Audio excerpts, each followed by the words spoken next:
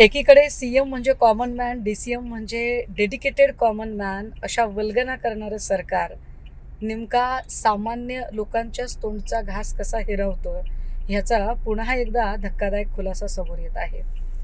आधी मंत्री धनंजय मुंडे, मग जयकुमार गोरे, त्यानंतर माणिकराव कोकाटे आणि आता प्रचंड मोठं साम्राज्य असणारे संस्थानिक राधाकृष्ण विखे पाटील यांनी ज्या पद्धतीने सामान्य शेतकऱ्यांच्या, तेही तब्बल 10,000 शेतकऱ्यांच्या नावावर राष्ट्रीयकृत बँकेकडून घेतलेले पैसे त्या शेतकऱ्यांच्या खात्यात पडूच दिले नाही आणि ते पैसे स्वतःकडे वळते करून घेतले, ही बाब अत्यंत लाजिरवाणी आहे.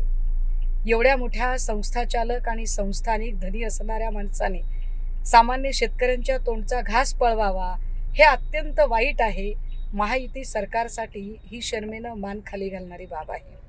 ऑनरेबल सुप्रीम कोर्टाने गुन्हा या प्रकरणामध्ये आता दाखल करण्याचे आदेश दिले आणि त्यानुसार लोणी पोलीस स्टेशनमध्ये गुन्हा सुद्धा दाखल झाला.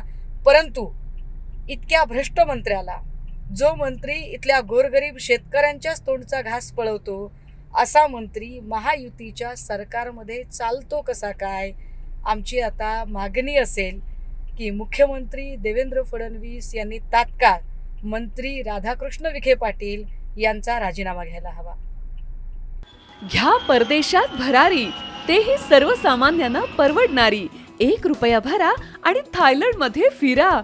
सचिन इंटरनॅशनल घेऊन आले आहेत जगातली सर्वात स्वस्त परदेश टूर.